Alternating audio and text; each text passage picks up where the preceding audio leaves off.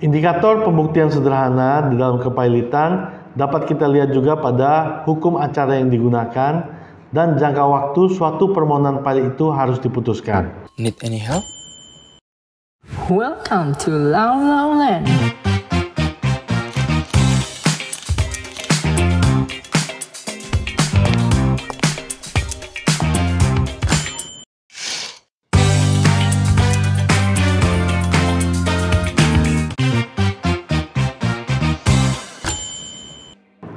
Halo adik-adik hukum, berjumpa lagi dengan saya Jerry. Pada kesempatan kali ini kita akan membahas tentang pembuktian sederhana di dalam kepailitan. Pertama-tama sebelum kita membahas tentang pembuktiannya, kita harus mengetahui terlebih dahulu bagaimana prosedur dalam mengajukan kepailitan.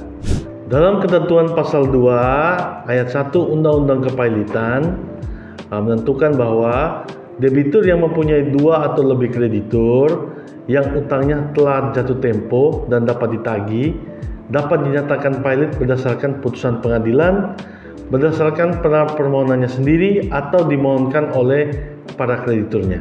Terkait dengan pembuktian sederhana di dalam proses kepailitan merupakan hal yang sangat menarik. Di dalam pasal 8 ayat 4 Undang-Undang Kepailitan menentukan bahwa permohonan pernyataan pilot harus dikabulkan apabila terdapat suatu fakta atau keadaan yang dapat dibuktikan secara sederhana, yaitu apabila debitur mempunyai 2 atau lebih kreditur yang mana utangnya itu telah jatuh tempo dan tidak dibayarkan oleh debitur.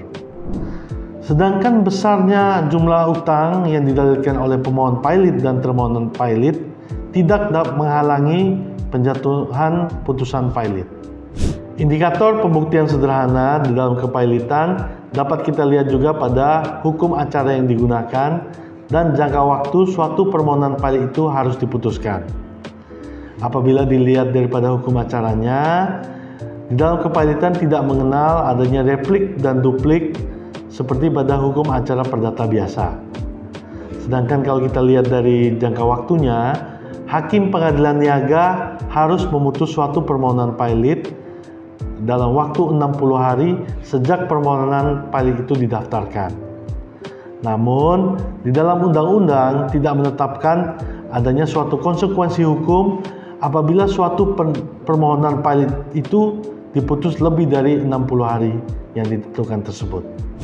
Yang terakhir, konsep pembuktian sederhana dalam kepailitan dapat kita lihat apabila suatu putusan pilot itu dapat dilaksanakan terlebih dahulu walaupun terhadap putusan itu sedang diajukan upaya hukum, baik itu kasasi maupun peninjauan kembali. Hal ini sejalan dengan tujuan kepailitan itu sendiri, yaitu melakukan distribusi aset untuk membayar utang-utang kepada para kreditur.